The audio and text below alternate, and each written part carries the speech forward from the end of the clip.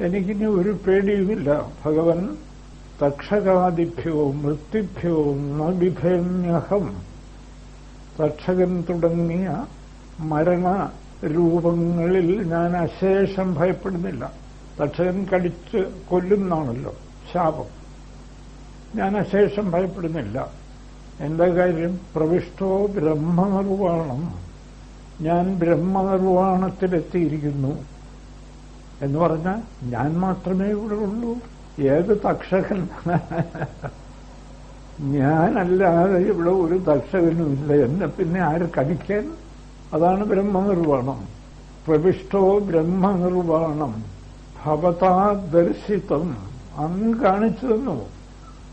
അപ്പൊ ഇത് നമുക്ക് ഉറച്ചു കിട്ടിയാൽ ഇത് നമുക്ക് അനുഭവം. ഞാൻ മാത്രമേ ഉള്ളൂ, ബ്രഹ്മം മാത്രമേ ഉള്ളൂ. വിവേകാനന്ദ സ്വാമി, ഗുരുദേവൻ ഒക്കെ അനുഭവിച്ചതല്ലേ. അറിവിനെ വിട്ട് ഒരു വസ്തുവന്യമില്ല. അറിവ് ബോധമല്ലാതെ ഇവിടെ മറ്റൊരു വസ്തുവില്ല എന്നല്ലേ ഗുരുദേവൻ പറയുന്നത്. ആ ബ്രഹ്മനിർവാണം അല്ലയോ മഹർഷി ഞാൻ അനുഭവിക്കുന്നു. അങ്ങ് കാട്ടിത്തന്നു, ഞാൻ അനുഭവിക്കുന്നു. പ്രവിഷ്ടോ ബ്രഹ്മനിർവാണം അഭയം. അവിടെ എത്തിയാൽ പിന്നെ ഭയമില്ല.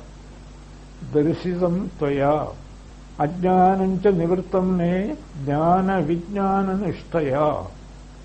അല്ലയോ മഹർഷി, എന്റെ അജ്ഞാനവും മാറി.